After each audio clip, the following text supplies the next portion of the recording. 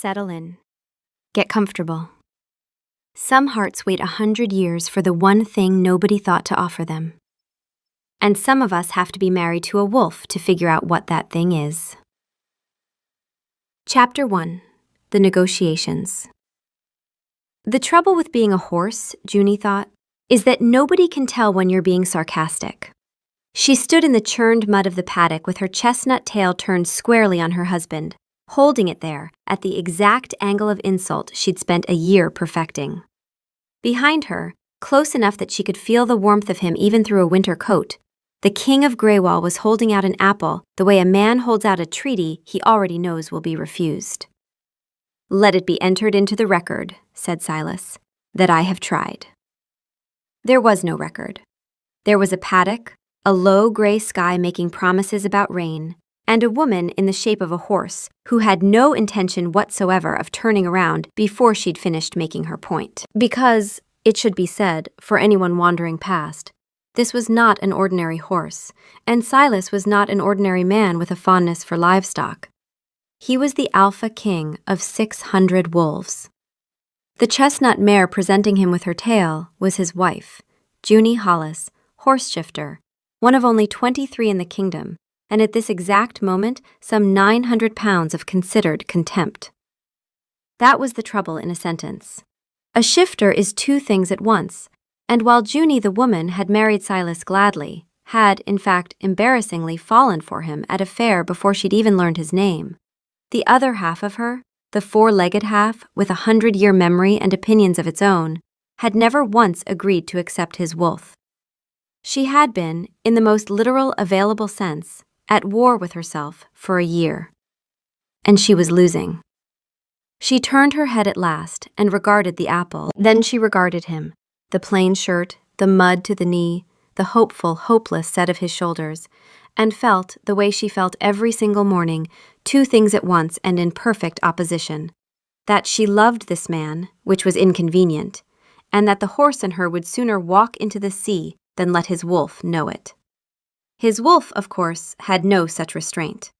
She watched it surface in him the way it always did, amber flooding the rims of his eyes, the sudden, not quite human stillness, the animal rising under the man. And though she couldn't hear it the way he could, a year of marriage had taught her the shape of it, because the ridiculous creature was never once quiet. Whatever it said made Silas's mouth do the thing it did. Not a smile. A king didn't get an ordinary smile, but the ghost of one. "She's looking," he informed the gray morning on the wolf's behalf. "He's decided that's practically a yes." Junie, from inside the mare, thought several uncharitable things about the optimism of wolves. Then, because his hope was cresting and it was frankly irresistible to ruin, she took one delicate step forward, lipped the apple off his palm, chewed twice, swallowed, and, holding his eyes the whole time, turned back around and gave him her tail. She felt his wolf's delight break over him like a wave. Silas actually laughed, once, helpless and entirely undignified. "You ate from my hand," he told her, with the wonder of a man reporting a miracle to a council that wasn't there. "That is, my wolf would like it entered into the record that you ate from my hand." There was, as ever, no record, and a point can only be made on four legs for so long before a woman wants her hands back to make it properly. So Junie shifted. It came the way it always came, not a wrenching, but a folding, the mare gathering inward and up until it was Junie standing barefoot in the cold mud, dragging the shift-worn shawl off the rail and around her shoulders, arms crossing, thoroughly unimpressed with the entire proceeding. "You do this every single morning," she said. "Let it be entered into the record. There is never a record, Silas. There has not once in a year been so much as a pen." Junie leaned on the top rail, and after a moment Silas came and leaned beside her, and she thought, as she often did at this hour, coming down off four legs, about the parts of being one of only 23 horse shifters in the kingdom that nobody ever warns you about. You'd think the hard part would be the novelty, the staring, the way people at court lowered their voices when she passed, as though rarity were a kind of illness she might be sensitive about. The way a duchess had once asked her, with enormous delicacy, whether she galloped, And Junie had said yes, obviously, that's rather the whole point of being a horse, and watched the woman decide she'd been terribly brave to ask. You'd think that was the hard part. It wasn't. The hard part went deeper than the paddock, deeper than the war with her own 4 legs. It was that Junie thought the way her kind thought, which was not the way the wolves around her did, and after a year at court, she'd stopped expecting anyone to notice the difference. A wolf walked into a room and found the center of it. Junie walked into a room and found the exits. Counted them without deciding to, the way she counted them everywhere, the old herd arithmetic running quiet under everything. Where's the pressure? Who's standing between me and the door? Which way is out if out is suddenly required? It wasn't fear exactly.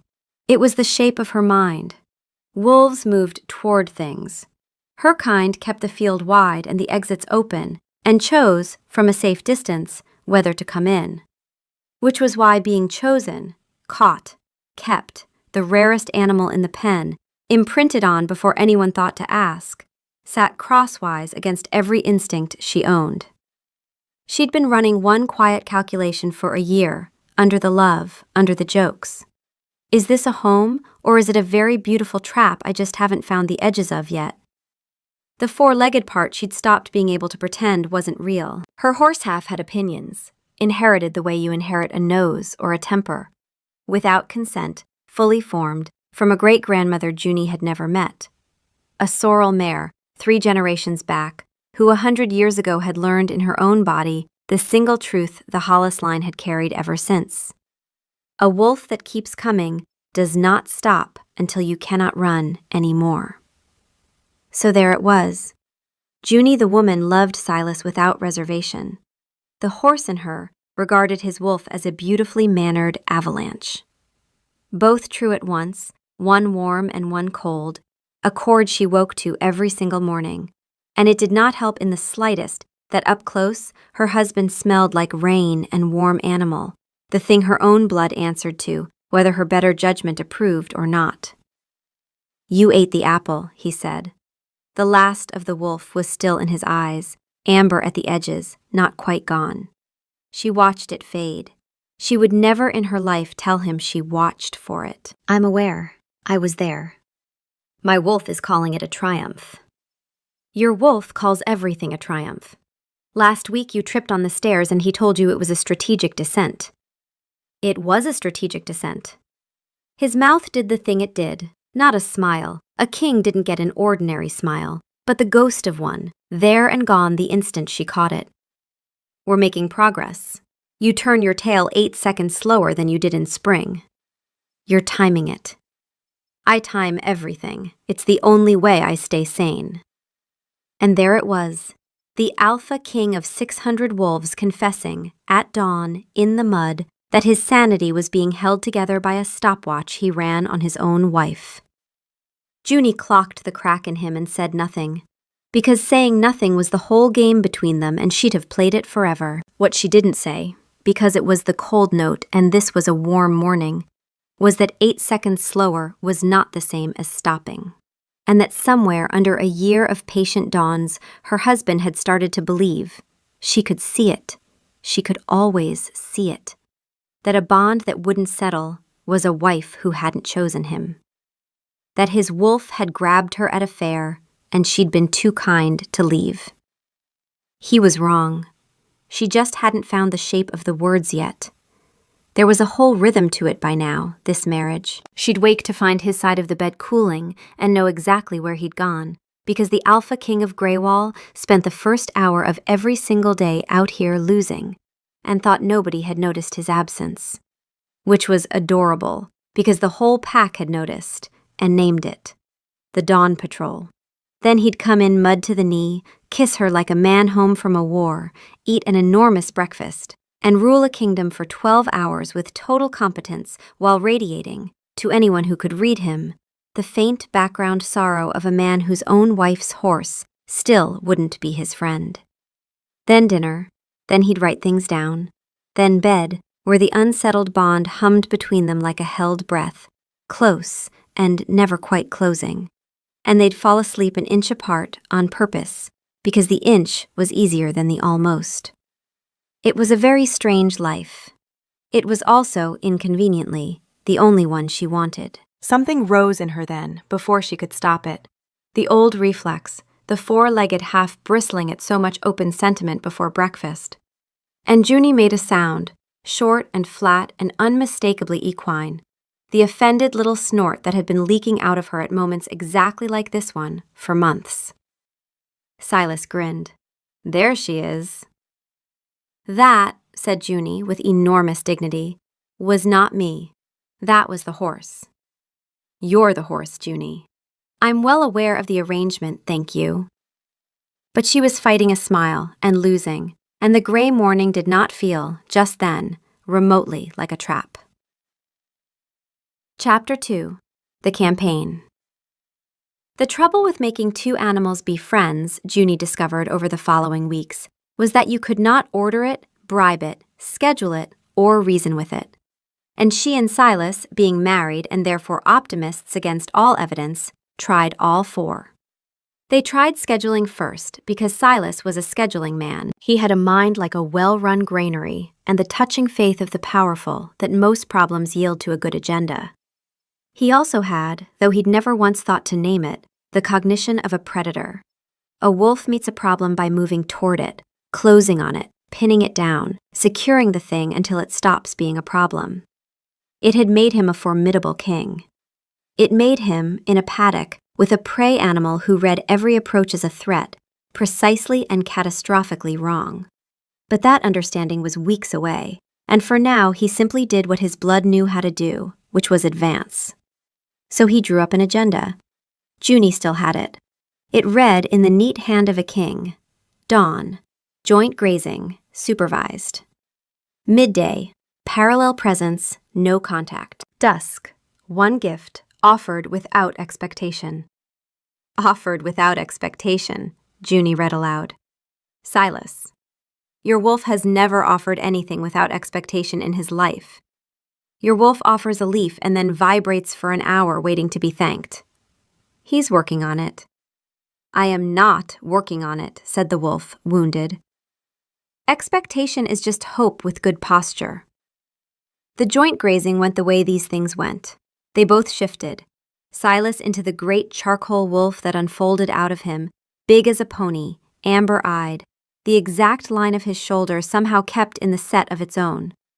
Junie into the chestnut mare, because the argument the two of them had been having for a year was, at bottom, an argument between a wolf and a horse, and it could only be had by a wolf and a horse. The wolf trotted out across the meadow with his tail high, and his whole body announcing, "Hello, hello, it's me, your friend. Isn't the grass nice? We love grass. Don't we love grass?" And the mare grazed on with the settled contempt of aristocracy, ignoring a tradesman. The wolf lay down at a respectful distance. The mare moved 6 feet farther off. The wolf, undaunted, shifted his respectful distance 6 feet to match. The mare moved again. In this fashion, the two of them grazed and skulked their way clear across the meadow until the mare fetched up against the far fence, with nowhere left to go, turned and regarded the wolf with a patience so vast that even Silas, watching in wolf form, felt it land somewhere private. The wolf dropped a mouthful of chewed grass at her feet as a gift. She ate it, then bit him on the ear. He yelped. She resumed grazing. Progress, the wolf managed, through the ringing. Cade, the stable master, had worked the Greywall stables for 30 years, and in that time had seen floods, fevers, 3 royal weddings, a barn fire, and the foaling of every horse in the kingdom worth the name. He had never, he reported, encountered anything like the current situation, and he reported it in the flat tone of a man describing a mild and permanent weather condition he'd stopped hoping would lift. She turned her tail on him again this morning, Cade told Junie, forking hay at the unhurried pace of the deeply unbothered. His Majesty took it well, stood out in the drizzle about it a while. Then he came and asked me, very solemn, whether I reckoned a horse might be won over with poetry. What did you tell him? Told him I've mucked this stable 30 years and never once met a horse improved by verse. Cade forked another load. He wrote it down. He writes everything down. I've noticed. He considered the churned patch of mud where the morning's negotiation had died its usual death. He's a good king, mind. Bit of a tragedy at dawn, steady the rest of the day. From Cade, this was roughly a sonnet, and Junie treasured it accordingly. The midday sessions, parallel presence, no contact, went worse than the grazing, if anything, because parallel presence required the wolf to be near the mare and do nothing, and the wolf could no more be near the mare and do nothing than a river could pass a hill and decline to run down it. Silas would settle the wolf at the ordained distance, jaw set with the effort of enforced stillness, and for perhaps 90 seconds it would hold. Then the wolf's ears would come forward, then his weight would drift. Then, without any conscious decision from the king pinned inside him, the wolf would find himself 6 inches closer, with an expression of total innocence, as though the ground had simply moved. "He's doing it again," Junie would say. "I'm aware. You've closed a foot in 2 minutes." "I'm aware, Junie." "I'm helping," the wolf would insist, gliding another surreptitious inch. "Proximity builds trust. This is well documented." It was not well documented. It was, in fact, the precise opposite of helping, though it would be days yet before either of them understood why. The gift protocol fared no better. Silas, human again, sat at the paddock rail that evening and gravely presented a list of proposed offerings in his own hand, ranked by his wolf's estimation of their romantic weight. Junie read it in the lamplight with the specific solemnity of a woman refusing, as an act of will, to laugh. 1, she read. A ribbon. Blue. Wolves believe blue conveys sincerity, do they? He was very confident about it. 2, a polished river stone. Silas. She is a horse. What is she going to do with a river stone? Keep it near her, as a token of our esteem. 3, Junie read, and stopped. A song. That one I vetoed. You vetoed a song? I have heard my wolf attempt a song, Silas said, with the flat dignity of a man who had survived something. The kingdom is not ready. I am not ready. It's the one item on the list I feel confident calling a mistake. It was a beautiful song, the wolf said, wounded to his foundations. It was about grass. They tried the ribbon. The mare ate the ribbon. They tried the river stone, and the mare nosed it into the water trough and stood over it with the air of a creature disposing of evidence. By the third failed offering, Junie had laughed herself back onto 2 legs, doubled over the rail, breathless, human again, and Silas was watching her laugh with an expression he thought he was hiding, and wasn't, and his hand came to rest at the small of her back, warm through her shirt, and neither of them moved, and the paddock went very quiet, and the mark under her collar warmed the way it did, and for one long-held breath the whole 100-year war fell away, and it was just the 2 of them in the lamplight, closer than the bond had let them stand in months. Then Junie's own body betrayed her, the 4-legged half bristling at so much closeness arriving so fast, and she made the snort, the specific one, and pulled back half a step before she decided to. They sprang apart like scalded cats. She did that on purpose, Silas's wolf said darkly, from somewhere under his ribs. The horse. I am almost certain the horse did that on purpose. Court, that week, was its usual trial. Junie had learned to move through the great hall of Greywall the way you move through a room full of held breath, clocking the exits before she chose a seat, noting without meaning to which broad-shouldered lord stood between her and the nearest door, the herd arithmetic she couldn't switch off even in silk. The lowered voices, the too careful courtesies, the particular delicacy people reserved for a creature they found fascinating and did not, at bottom, believe was quite real. A visiting lord's wife spent an entire dinner working up the nerve to lean in and ask, in a hush usually reserved for grave medical questions, whether it was true Her Majesty could run a horse to ground. "I don't run anything to ground," Junie said pleasantly. "I am the horse. That's rather the whole arrangement." "Of course. Forgive me. How remarkable." The woman sat back with the glow of someone who'd been terribly brave, and Junie ate her soup and thought, not for the first time, that being one of 23 was a bit like being a very beautiful painting, admired, discussed, and fundamentally not consulted about anything. The saving grace of court was Silas, or rather, the private comedy of watching Silas do court. He was flawless at it. 12 years of training, the managed voice, the even face, every word weighed. And underneath, if you knew the man, you could read the whole broadcast of his mood like weather over a field. Because whatever the wolf was feeling leaked through the king in ways the king could not entirely govern. That evening the wolf was mournful. The mare had bitten him at dawn. And so the Alpha King of Greywall conducted an hour of flawless diplomacy while giving off, to the one person in the room who could read it, the unmistakable air of a man attending his own quiet funeral. He caught her eye across the hall. His face didn't move, but something at the corner of it went, very slightly, to her. She bit me again. And Junie had to look down at her soup to keep from laughing. And the visiting lord's wife no doubt recorded it as further evidence that the Horse Queen was mysterious, and possibly fey. Later, in the corridor, he fell into step beside her. "You're enjoying this." "I'm enjoying you. You negotiated a border settlement looking like a dog that dropped its bone down a well." "I did not." "You absolutely did. Lord Marrow thinks you were moved by the plight of the Eastern farmers. I know you were thinking about your ear." "It really hurt," Silas said, with tremendous dignity, and Junie lost the fight and laughed in the corridor of her own great hall. And for a moment, the whole strange life of it, the court, the curiosity, the horse, the ache, felt less like a cage and more like a house they were slowly making livable. By the second week, Junie had had enough of the granary agenda approach, because it was Silas's approach and it was failing, and she was, whatever the court believed about mysterious fey horse queens, a woman who fixed things. "You're doing it wrong," she announced over breakfast. "All of it. The schedule, the gifts, the parallel presence. You're treating her like a fortress to be besieged. Sieges make the people inside dig in. I want to try the opposite." Silas set down his fork with the wariness of a man who had learned that his wife's opposites tended to be correct and expensive. "Which is?"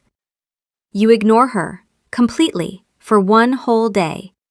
No apples, no trotting over, no gifts, no timing. You go about your business as though she is a perfectly ordinary horse you have no particular feelings about, and we see what she does when nobody's coming at her." "Absolutely not," said the wolf, appalled. "Ignore her? She might think we've stopped caring. She might think we've moved on. She might find someone else." "Is there someone else? Junie, is there another wolf?" "Your wolf is having a crisis," Silas reported. "Your wolf is proving my point. Try it. One day." So she shifted and became the argument in person, and let him try. To his enormous credit, he lasted until nearly midday.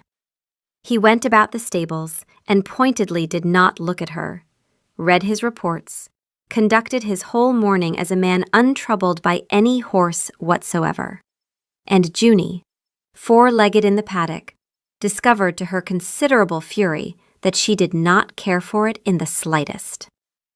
It was one thing to reject a suitor. It was quite another to be, without warning, not pursued. Over 3 hours the horse in her, the part with all the opinions, the part that had turned its tail on this man every dawn for a year, began, humiliatingly, to drift toward the rail. To look, more than once, at the door the king kept walking past without a glance. Her whole aristocratic composure started to fray at the edges. It was working. It was working on her, which was not at all what she'd had in mind. Somewhere under the chestnut hide, human Junie was appalled and fascinated in exactly equal measure. And then a stable cat knocked a bucket off a beam, and she startled, a great, graceless sideways lurch, and Silas was across the yard with a hand on her neck before he'd formed a conscious thought, running his hands over her. "Are you hurt? What happened? I'm here." Thoroughly recovered and deeply, deeply offended at having been seen to startle, she bit his sleeve and stalked off. Then, because the point had rather made itself, she shifted back. "You lasted 4 hours," she sighed, human again, dragging the shawl around her shoulders. "There was a bucket." "I saw the bucket." "You could have been hurt." "I am a 900-pound horse, Silas. I was frightened of a cat." But Junie was smiling, because she'd felt the thing under the failure, the thing neither of them had a name for yet. For 3 hours, when nobody had been coming at her, she'd started coming to him.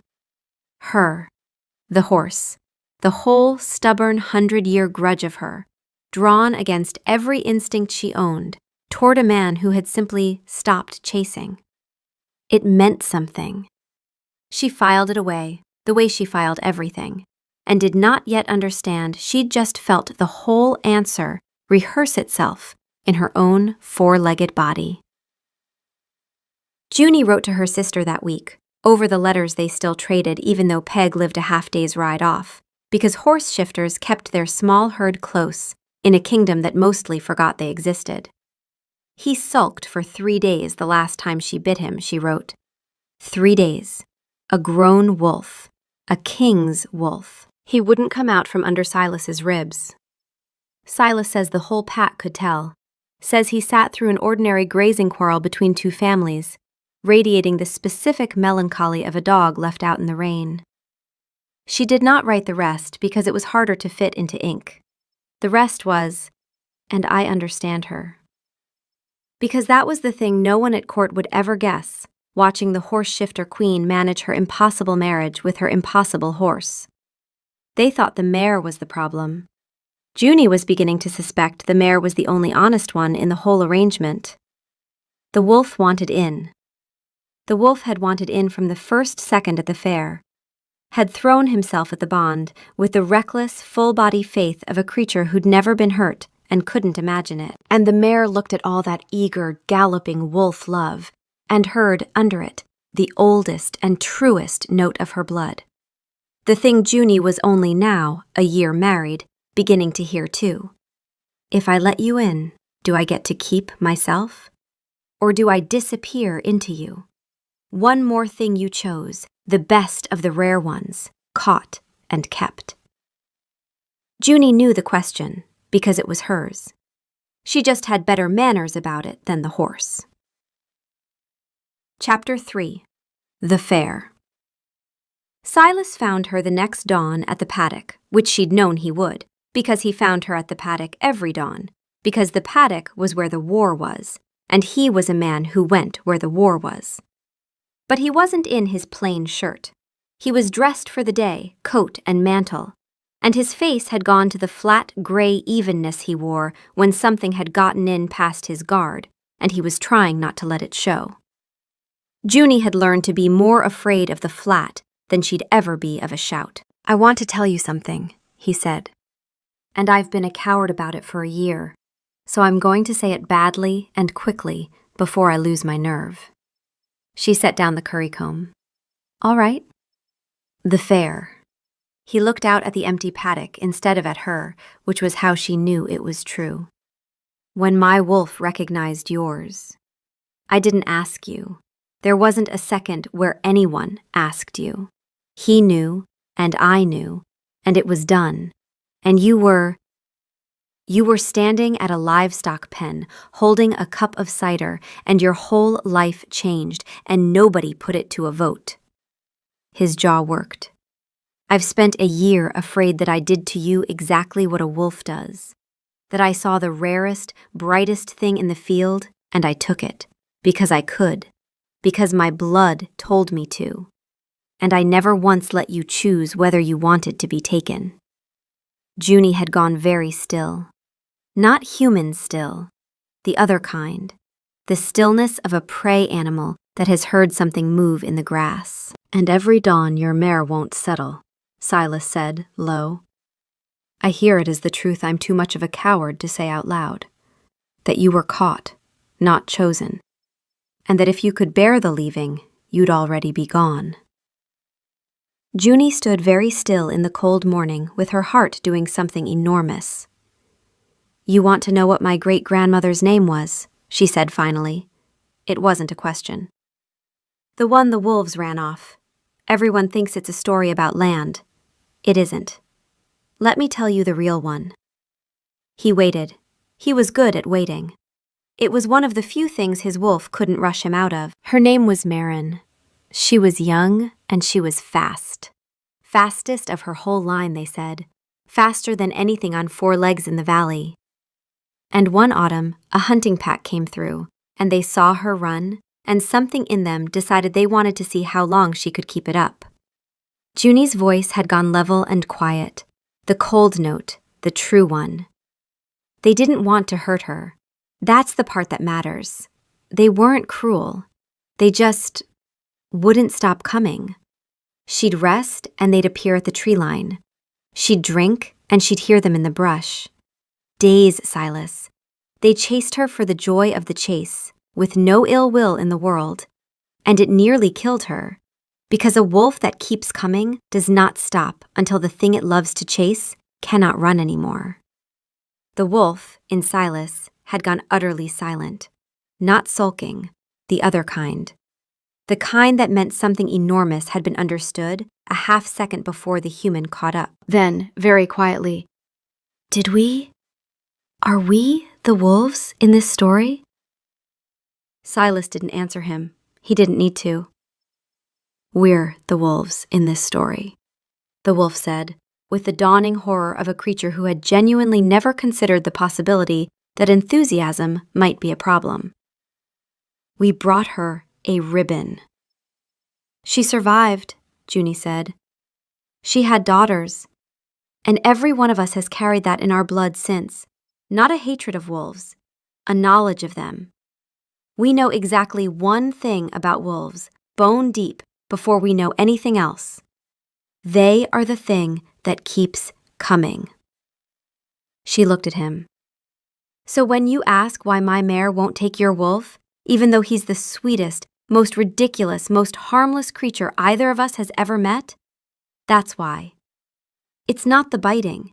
It's not the grudge. It's that your wolf has spent a year doing the one thing her blood cannot forgive.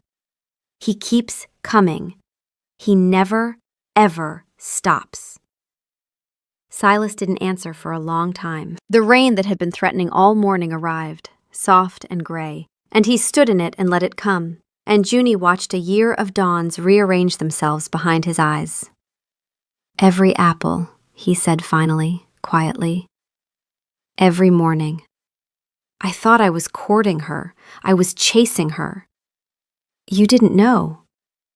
"That doesn't make it not so." He scrubbed a hand down his wet face. 100 years your family's known what a wolf does, and I've spent a year being the living proof of it in your own paddock and calling it romance." He almost laughed, and it came out wrecked.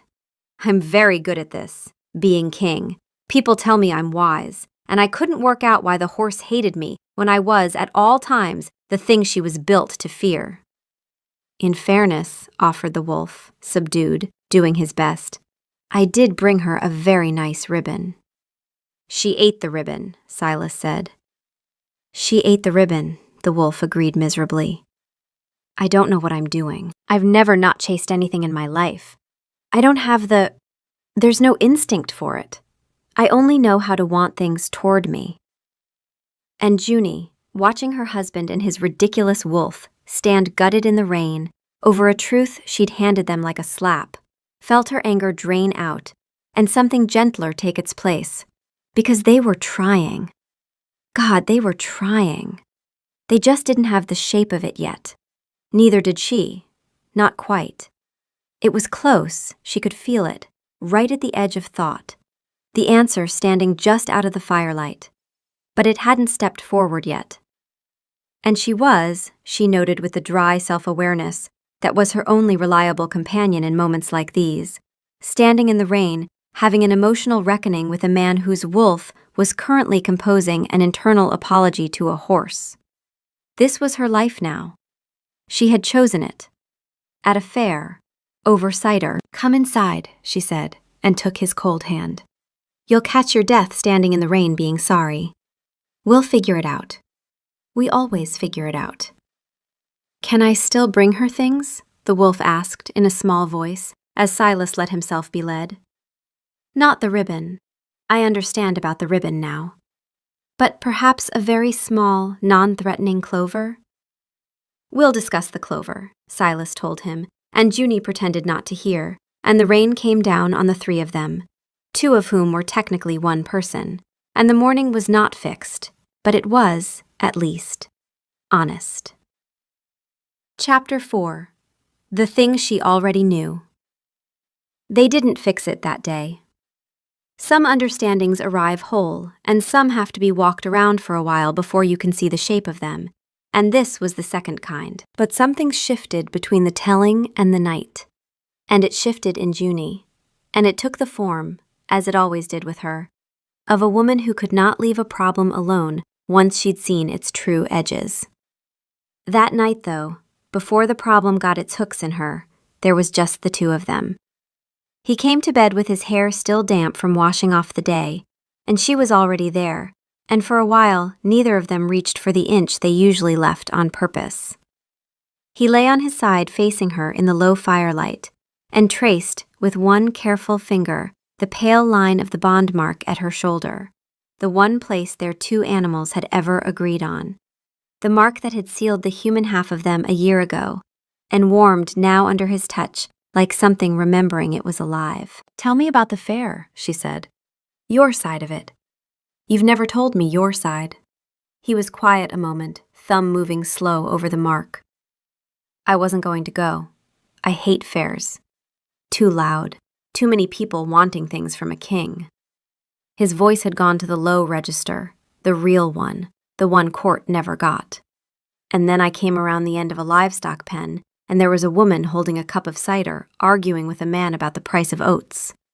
And she wasn't wearing anything special, and she wasn't trying to be seen. And my whole world just tipped, like a table someone leaned on. Everything slid to one side, and it was all her." His eyes came up to hers. "My wolf didn't howl. That's the part nobody believes. Everyone thinks recognition is thunder. Mine went completely silent. 600 wolves in that pack, and I had never once heard him go quiet. And he looked at you across a pen full of sheep, and he stopped talking.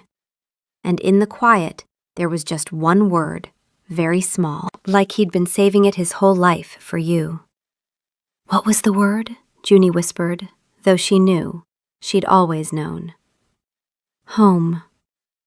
She felt the wolf stir at the edge of the mark, and for once he didn't barrel in with commentary.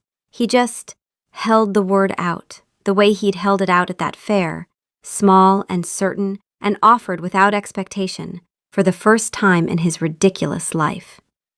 Then, because he was still the wolf, and the wolf could no more leave a moment unimproved than he could leave a horse uncourted.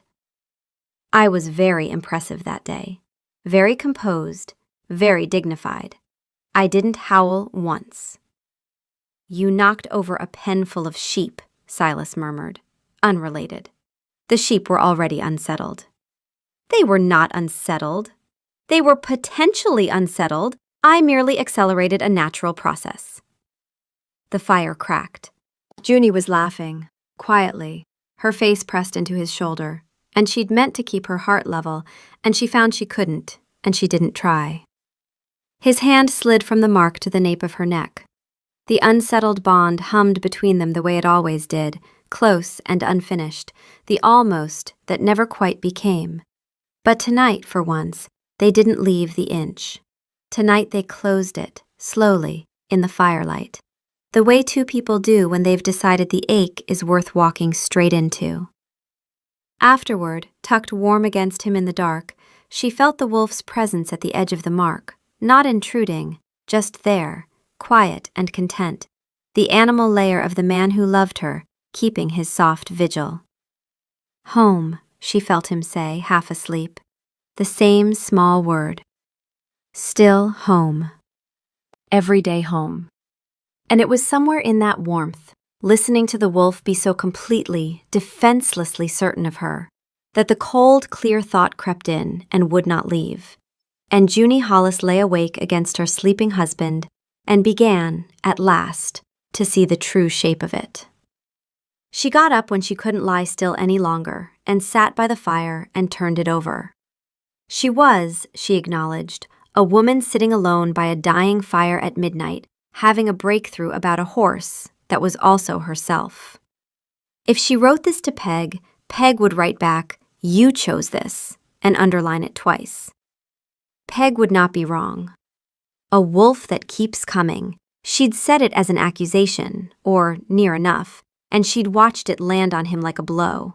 And she'd felt bad about that, and then, somewhere past midnight, she'd stopped feeling bad and started feeling something colder and clearer, because she'd realized she'd handed them both the answer, and neither of them had picked it up. The mayor wasn't refusing the wolf because he was a wolf. The mayor was refusing the wolf because he was chasing.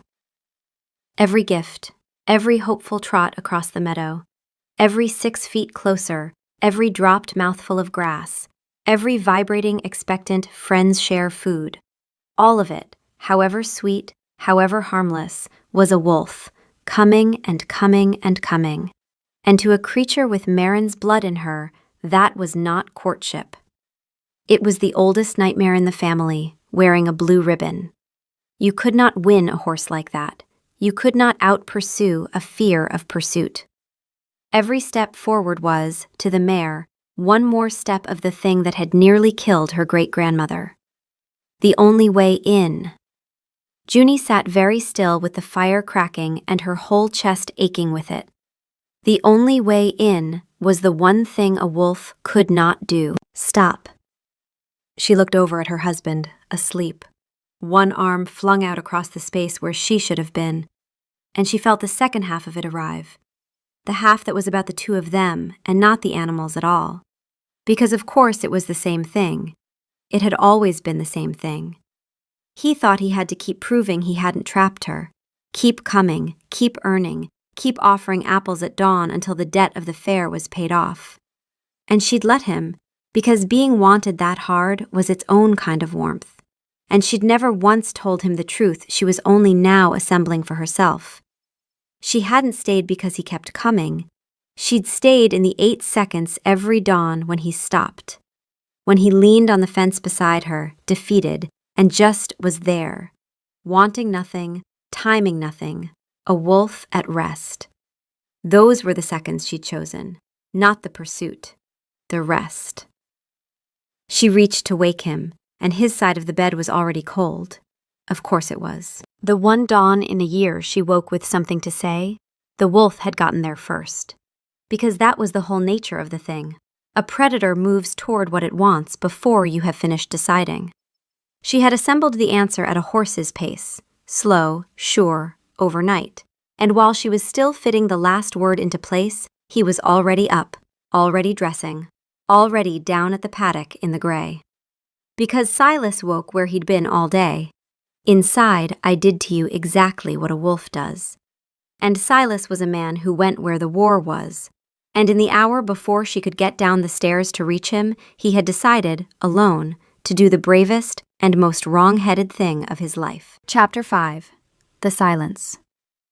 She found him already dressed when she came down, standing at the paddock in the first gray light, and she knew before he said a word that something had gone wrong in the night, because the four-legged part of her felt it the way it felt weather coming, a prickle along the spine, a readiness she hadn't asked for. "I've been thinking about what you said," Silas said. He didn't turn around. His voice had the awful evenness of a decision already made. "A wolf that keeps coming. You're right. I've spent a year coming, and I told myself it was love. And maybe it was, but it was also the exact thing your blood is right to be afraid of. So I'm going to stop." He breathed. All of it. The dawns, the apples. The bond, if you want it gone. I'm giving you the door, Junie, standing open. And me stepping all the way back from it, for good, so that whatever you do next, you do because you chose it, and not because a wolf grabbed you at a fair and never let go. And then, worst of all, he called the wolf back. Junie felt it happen. She couldn't have said how, the mark, maybe, or a year of sleeping beside the sound of him, but she felt the wolf, who had greeted every single morning of her marriage with hopeless, full-body delight, go quiet. Not sulking quiet, the other kind. The kind she'd only ever heard once, in the straw, the day she'd told him about the chase. He pulled the wolf all the way back under his ribs and shut the door on him, gently, like a man putting out a lamp he'd decided he had no right to keep burning. The paddock had never been so silent, and Junie stood in the awful quiet of it and understood, all at once and far too late, what she'd never let herself know.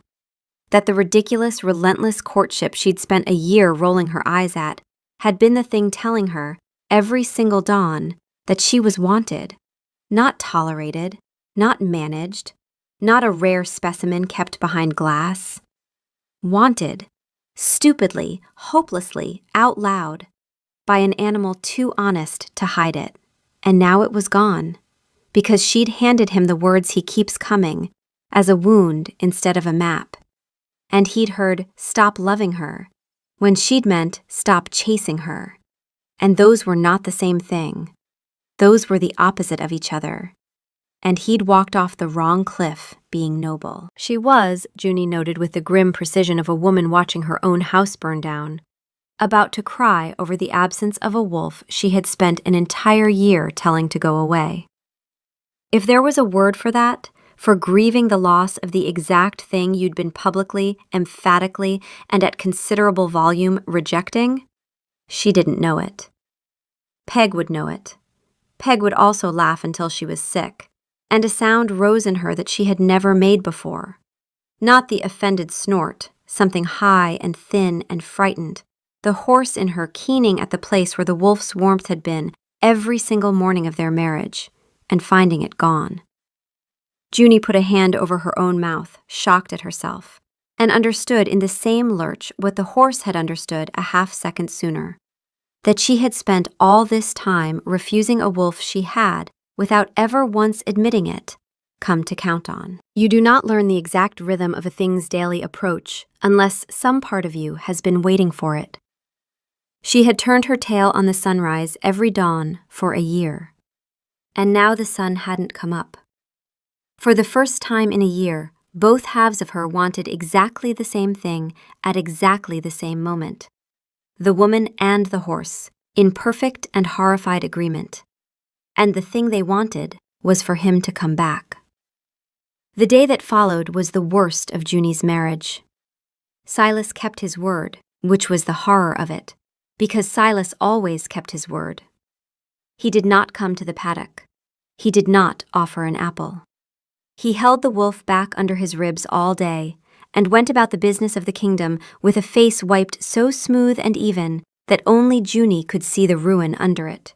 And every time she looked at him, she thought of a house with all the lamps put out. At one point, he settled an import dispute with such flawless, bloodless efficiency that Lord Marrow called it the finest piece of governance he'd seen in a decade. And Junie, watching from the gallery, thought, he is doing his best work because he has nothing left to feel it with. Junie couldn't eat and couldn't settle in either shape, and by mid-afternoon Cade found her at the tack room door, cap in his hands, and delivered his report in the flat voice he used for weather. Except the weather had turned. You've not touched a thing all day, Majesty. And neither has he said. The whole stable's gone quiet with it. Even the dogs. One of the terriers went and sat outside His Majesty's study and just stared at the door. For an hour. Even the terrier knows. He turned his cap once. I've worked horses and their people 30 years. That's not a temper what's on the two of you. That's grief waiting on someone to come home. He paused, and then, because even Cade had a limit to how much he could pretend not to see, whatever's happened between His Majesty and yourself, I'd unhappen it if you can, begging your pardon. Junie sat down on a hay bale with her arms around her knees and understood fully now the thing she'd only half assembled in the night. The wolf's relentless, ridiculous daily coming toward hadn't only been the thing she was built to fear. It had also been, without either of them admitting it, the drumbeat the whole household set its clock by. The sunrise nobody looked at directly, and everybody counted on. She had turned her tail on that sunrise every single morning, while some deep, four-legged part of her learned its exact rhythm by heart, the way you only ever learn the rhythm of a thing you have, despite yourself, begun to need. You do not grieve a sunrise you were indifferent to. Come back, Junie thought, at the quiet where the wolf had been. Oh, you fool, you beautiful fool, come back. That isn't what I meant at all. Chapter 6. Presence Without Pursuit. Silas Marsh, Junie said, look at me. He turned. His eyes were flat and gray and terrible. The wolf shut away behind them, and she crossed the mud and took his face in both hands before he could arrange it into anything managed. You heard the wrong thing, she said. You always do this. You take the worst possible reading of a true thing and you build a cathedral on it.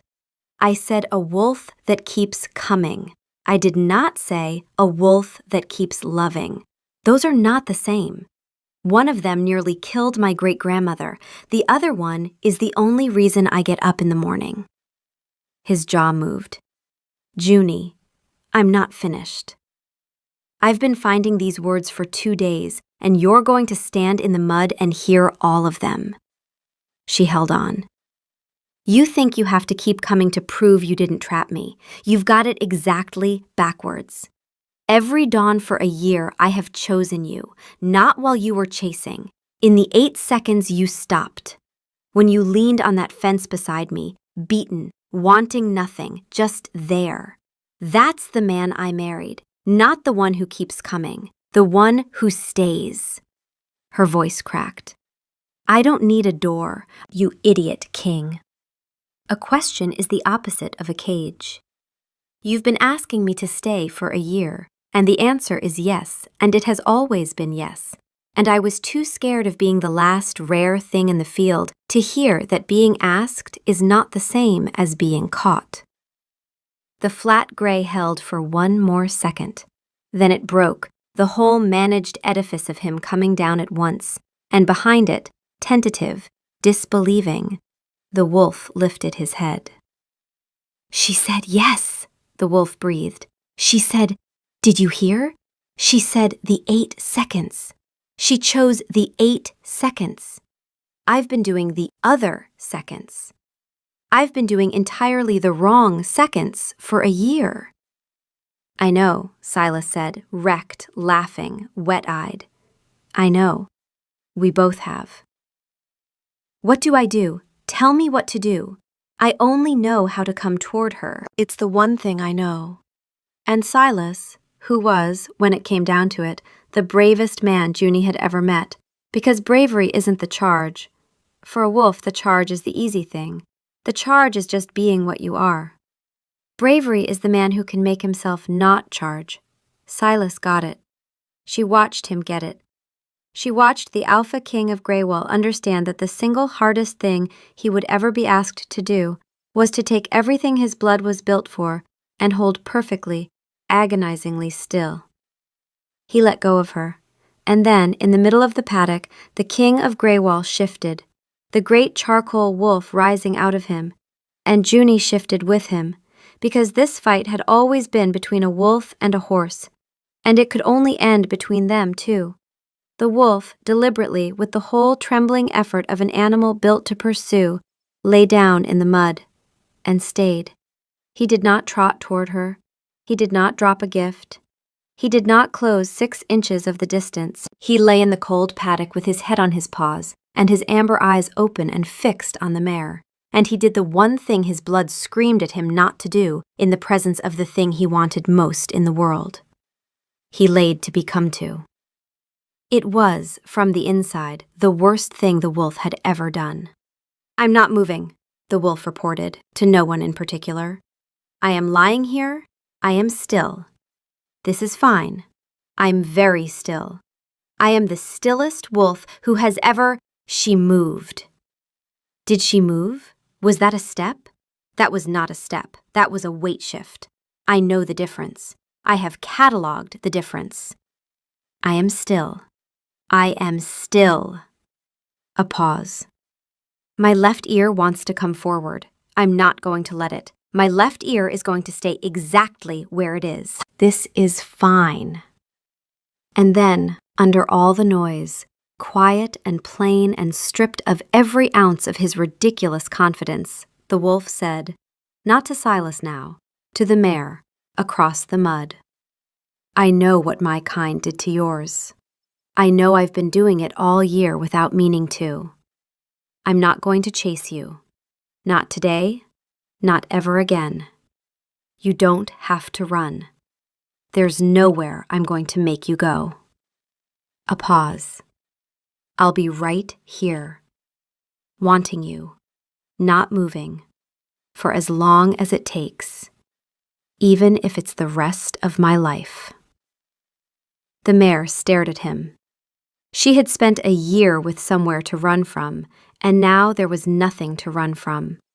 There was only a wolf, lying down, wanting her, going nowhere.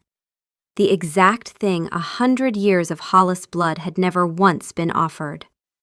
Not a wolf who stopped loving, a wolf who stopped chasing and loved her anyway, out loud, from the ground. For a long time, nothing happened. The rain that had been threatening all week finally started, soft and gray, and neither of them moved, the wolf in the mud and the mare a length away. And inside the mare, Junie felt it, the thing she'd spent a year unable to name. The same instinct that had counted exits at every dinner, that had kept the field wide and the door watched, went quiet for the first time in her life. Not because the predator was gone, because the predator had lain down in the mud and chosen to go nowhere, and there is no exit a prey animal needs from a thing that will not chase her. The oldest arithmetic in her blood ran the numbers, and for once, came up with safe. Then the mare took a step. Toward him. She had never once, in a year, moved toward the wolf. She had perfected the art of the tactical retreat, and now, because he'd finally stopped being the thing she had to flee, she crossed the paddock she'd spent a year fleeing across. Slow, deliberate, an aristocrat descending a staircase. And she stopped in front of the wolf lying still in the mud. And she lowered her great chestnut head until they were nose to nose in the rain. Friend, the wolf said. It came out of him small and hardly daring, the same word he'd offered her 100 times, but for the first time he offered it lying down, going nowhere, asking nothing. The mare considered him. The rain came down.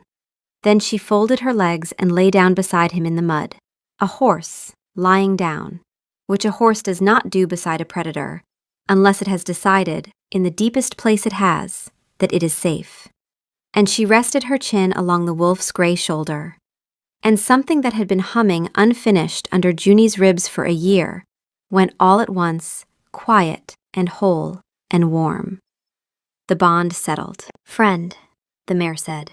The first word she had ever given him. Friend. But if you tell the whole pack, I'll bite your other ear. Tell I would never, the wolf lied, radiant, already composing the announcement. Notify no one. This is a private and dignified moment between friends. Notify the pack. The rain came down on the two of them, wolf and mare, lying together in the mud of a paddock that had been a battlefield an hour before, and the chord Junie had woken to every morning for a year, the warm note and the cold note forever at odds, resolved at last, in the cold and the wet and the ruin of everyone's dignity, into a single, clear note. Across the yard, a stable door opened. Cade stood in it, took in the scene. The king's wolf and the queen's mare lying nose to shoulder in the rain, where for a year there had been a war.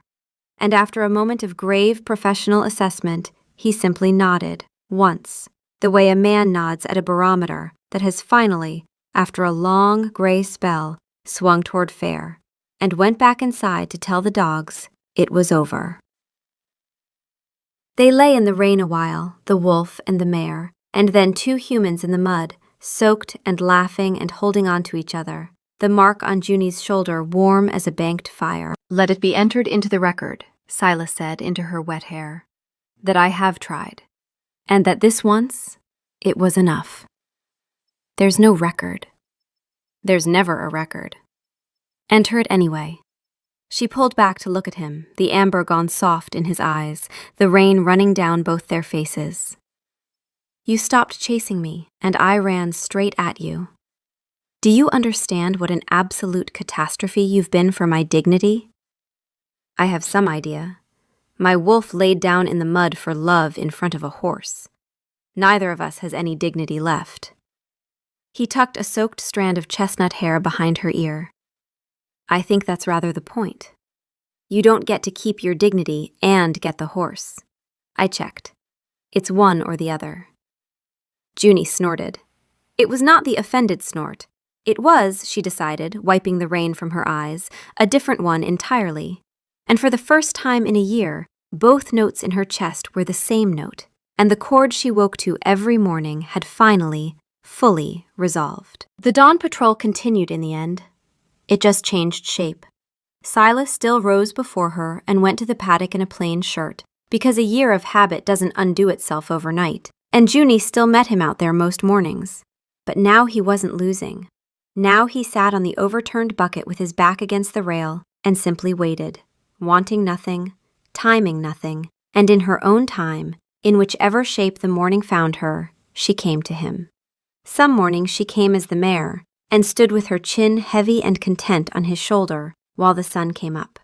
He'd stopped bringing apples. He didn't need to. She came for the sitting still. This particular morning she came on two legs and folded down into the mud beside him and leaned into his side. "You know," Junie said, "the whole kingdom thinks you won her over with royal patience and noble persistence." "Let them," said the King of Greywall, eyes closed, his arm coming around her. "It's a better story than the truth." "What's the truth?" "That I finally shut up, lay down in the mud, and let my wife decide, all of her, both halves, that she'd have me." He cracked one eye at her, amber soft in the dawn. "Let it be entered into the record." "There's no record. There's never a record." He smiled, a real one, the whole thing, no managing left in it at all. "Enter it anyway." Some hearts wait 100 years for the one thing nobody thought to offer them. Turns out it isn't the chase. It never was. It's the staying. The end.